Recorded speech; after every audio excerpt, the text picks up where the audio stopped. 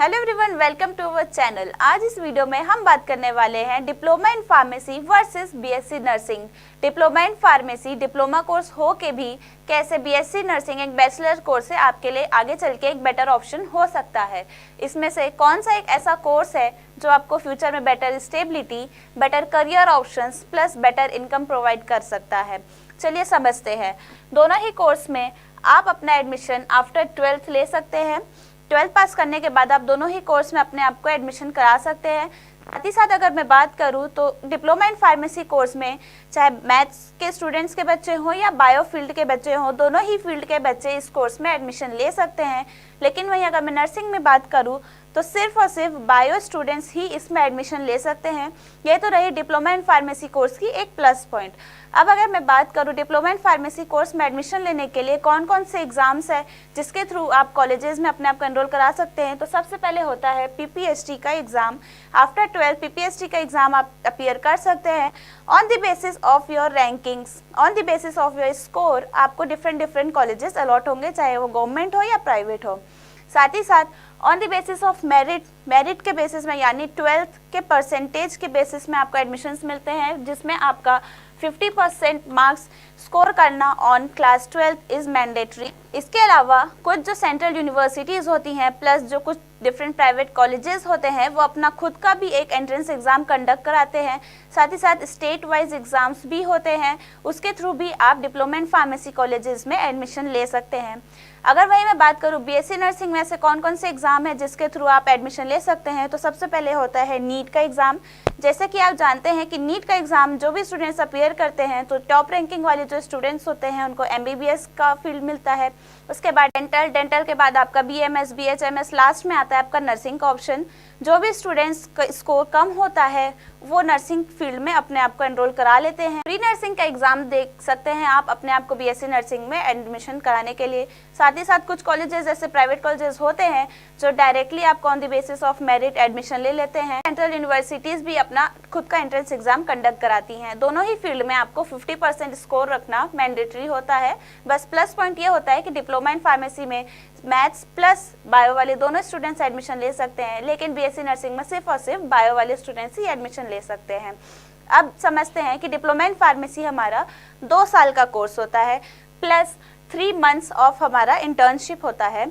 वहीं BSc nursing हमारा 4 साल का कोर्स होता है और 6 मंथ्स उसका इंटर्नशिप का टाइम होता है। ये तो रही आपके कोर्स के डिटेल के बारे में। अब एक जो सबसे बड़ा फैक्टर होता है वो होता है किसी भी कोर्स की फीस। उस कोर्स को करने के लिए आपको कितनी फीस पे करनी पड़ेगी। डिप्लोमा इन फार्मेसी की अगर मैं बात करूँ, अगर गवर्नमेंट कॉलेजेस में एडमिशन आपको लेना है तो 30,000 पर ईयर आपकी फीस पड़ेगी। वहीं अगर मैं बीएससी नर्सिंग की बात करूं, यहाँ पर भी 30,000 पर ईयर आपकी फीस होगी। लेकिन ये ध्यान रखिएगा ये 4 साल का कोर्स है और ये 2 साल का कोर्स है। 30,000 आपको 2 साल पे करना है, लेकिन वहीं पे 30,000 आपको 4 साल पे करने पड़ेंगे। फिर अगर मैं प्राइवेट कॉलेजेस की बात करूँ तो यहाँ पे 80,000 पर ईयर से स्टार्टिंग होता है मिनिमम किसी भी प्राइवेट कॉलेजेस में। जैसे जैसे आप अपर लेवल में जाते जाएंगे प्राइवेट कॉलेजेस के, जैसे बिट्स, बिलानी और इसी टाइप के जो हायर कॉलेजेस होते हैं, वहाँ पे उनकी फ़ीस भी उसी अकॉर्डिंग बढ़नी शुरू हो जाती है।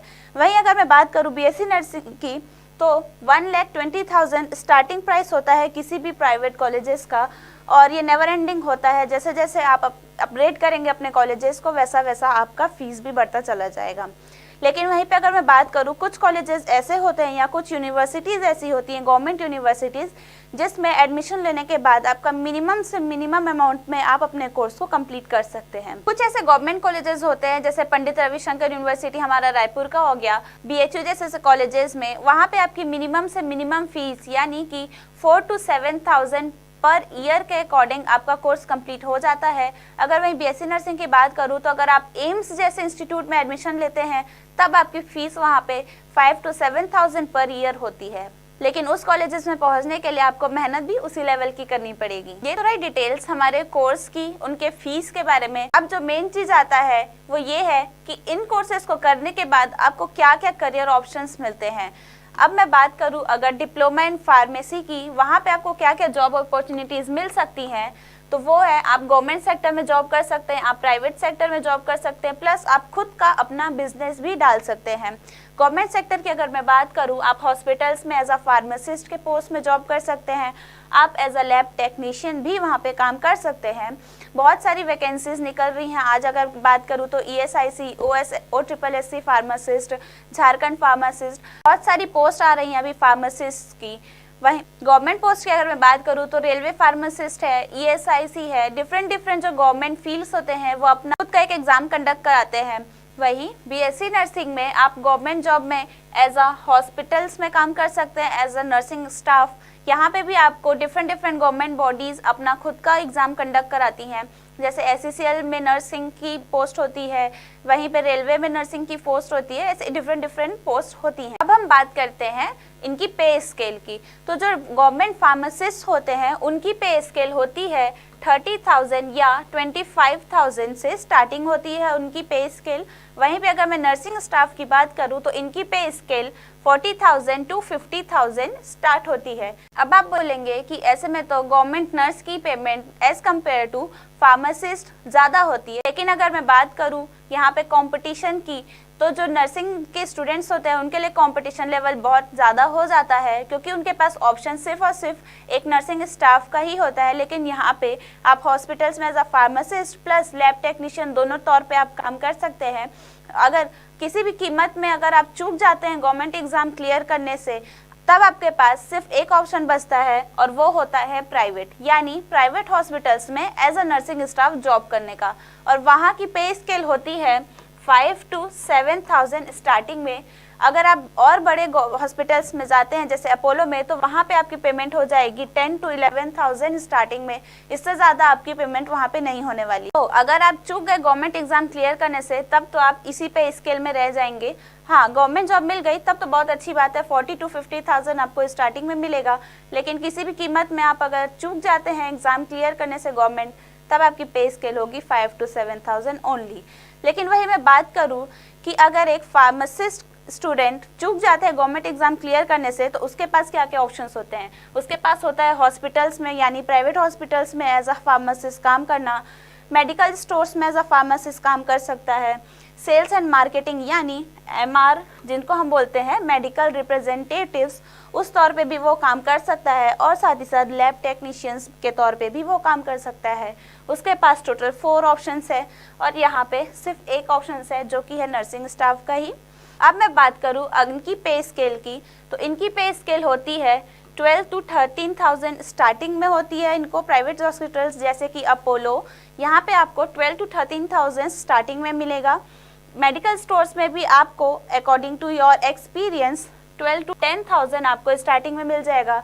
और जो MR की जो पोस्ट होती है, इनका कोई फिक्स्ड पे स्केल नहीं होता, डिपेंडिंग ऑन द कंपनी आपका पे स्केल उस हिसाब से बनता है। अगर आप सिप्ला जैसी कंपनीज में जॉब करते हैं, सन फार्मा जैसी कंपनीज में जॉब करते हैं, तो आपका पे स्केल 40 to 50,000 पर मंथ होगा। प्लस इसमें आपके इंसेंटिव्स ऐड होंगे, प्लस आपके बोनस ऐड होंगे, और आपको जो रिवॉर्ड्स मिलेंगे सो अलग। MR के पोस्ट में ज्वाइन करने के लिए में स्टार्टिंग में तो आपको एक छोटी कंपनी से स्टार्ट करना पड़ेगा, जिसका पे स्केल होता है 15 to 14,000 पर मंथ। ये आपकी बेसिक सैलरी होती है, लेकिन वहीं इसमें आपका इंसेंटिव ऐड होगा, प्लस आपको डेली वेजेस भी मिलेंगे। आपके जो खर्चे हैं आने जाने के, खाने का, रहने का, वो भी आपको इसमें प्रोवाइड किया जाता है। रहने का मतलब कि बाहर स्टे करने का विजिट के दौरान, वो भी आपको खर्चे इसमें प्रोवाइड किए जाते हैं। इसमें आपका 0 खर्चे में आपका इनकम फिक्स्ड तो ये है ही, साथ ही साथ जो आपको इंसेंटिव बनेगा वो अलग है। 3 to 6 मंथ्स एक्सपीरियंस के बाद आप इन कंपनीज के लिए भी एलिजिबल होते हैं, जहाँ पे आपकी मिनिमम पे स्केल 40 to 50 है, प्लस आपका इंसेंटिव, प्लस आपका डेली वेजेस। एंड कुछ कंपनीज तो ऐसी भी होती हैं जो आपको आपके टारगेट पूरे करने पे आपको international tour plus different rewards भी देती हैं। वहीं पे लैब टेक्नीशियन की अगर मैं बात करूं तो उनकी पे स्केल भी 15 to 14,000 पर मंथ होती है। ये तो था प्राइवेट जॉब के बारे में। अब आप बोलेंगे कि मुझे ना प्राइवेट जॉब करनी है ना मुझे गवर्नमेंट जॉब करनी है, तो उससे भी अच्छा ऑप्शन है आपके पास खुद का बिजनेस करना। आप जैसे ही अपना डिप्लोमा कोर्स कंप्लीट करेंगे, अब आजकल तो एग्जिट एग्जाम भी आ गया है, आपको एग्जिट एग्जाम अपीयर करना है, उसमें क्वालिफाई होने के बाद आपको लाइसेंस मिलेगा। लाइसेंस मिलने के बाद आप होलसेल शॉप भी खोल सकते हैं प्लस रिटेल शॉप भी डाल सकते हैं। आप खुद का एक बिजनेस कर सकते हैं। लेकिन अगर मैं वहीं बात करूं नर्सिंग स्टूडेंट्स की, इनके पास बिजनेस का कोई ऑप्शन नहीं होता। या तो इनको गवर्नमेंट जॉब करनी पड़ेगी या तो इनको प्राइवेट सेक्टर्स में काम करना पड़ेगा। गवर्नमेंट जॉब मिल गई तब तो वेल एंड गुड, आपकी लाइफ सेट है। लेकिन अगर गवर्नमेंट जॉब नहीं मिलती है तब आपको प्राइवेट हॉस्पिटल्स के सिवा आपके पास और कोई ऑप्शंस नहीं है। ये तो थे प्लस पॉइंट हमारे डिप्लोमा कोर्स के। जो फार्मासिस्ट होते हैं उनकी फिक्स्ड आवर की जॉब होती है, वो एक टाइम तक ही जॉब करेंगे। लेकिन अगर मैं नर्सिंग स्टूडेंट्स की बात करूं तो इनका फिक्स्ड आवर का जॉब नहीं होता है। कभी भी किसी भी टाइम पे आपके जॉब को एक्सटेंड करा जा सकता है, वर्क लिमिट को एक्सटेंड करा जा सकता है as according to the need. Over time मिलने का भी कोई गारंटी आप नहीं ले सकते। गवर्नमेंट में तो आपको ओवर टाइम मिल जाएगा, लेकिन अगर मैं प्राइवेट हॉस्पिटल्स की बात करूँ तो वहाँ पे जनरली ओवर टाइम इतना ईजिली नहीं मिलता है। जो हायर पोस्ट में होती हैं उन्हीं को ही ओवर टाइम मोस्टली दिया जाता है। लेकिन वहीं अगर फार्मासिस्ट की बात करूं तो यहाँ पे आपका फिक्स्ड आवर का जॉब होता है, आपको ओवर टाइम करने की नेसेसरी नहीं ही होती है। ये तो थे कंपैरिजन हमारे दोनों जॉब्स के बारे में। अब आप खुद ही देख सकते हैं कि क्यों डिप्लोमा इन फार्मेसी एक डिप्लोमा कोर्स होके भी आपको बेटर करियर अपॉर्चुनिटीज दे रहा है, साथ ही साथ इनकम भी प्रोवाइड कर रहा है। और वहीं बीएससी नर्सिंग एक बैचलर कोर्स होके आपके पास लिमिटेड जॉब ऑप्शंस है। बाकी आपकी चॉइस है कि आप कौन से स्ट्रीम में जाना चाहते हैं। कुछ पहले से डिसाइड करके आते हैं कि उनको बीएससी नर्सिंग में ही जाना है। कुछ जो होते हैं वो कंफ्यूज होते हैं कि बीएससी नर्सिंग में जाएं कि डिप्लोमा इन फार्मेसी कोर्स में जाएं। दोनों ही कोर्स अपने अपने जगह बहुत अच्छे हैं। बस बात होती है करियर ऑप्शंस की, क्योंकि आगे चल के आपको करियर ऑप्शंस पे ही ध्यान देना पड़ेगा किसमें आपको बेटर स्टेबिलिटी मिल रही है। इसी प्रकार के और इन्फॉर्मेटिव वीडियोस को देखने के लिए हमारे चैनल को सब्सक्राइब करें। और साथ ही साथ आपको डी फार्मा से रिलेटेड, एग्जिट एग्जाम से रिलेटेड और भी कुछ जानकारी चाहिए तो हमारे चैनल में सर्च कर सकते हैं, आपको सारी जानकारियाँ वहाँ मिल जाएंगी। Thank you everyone.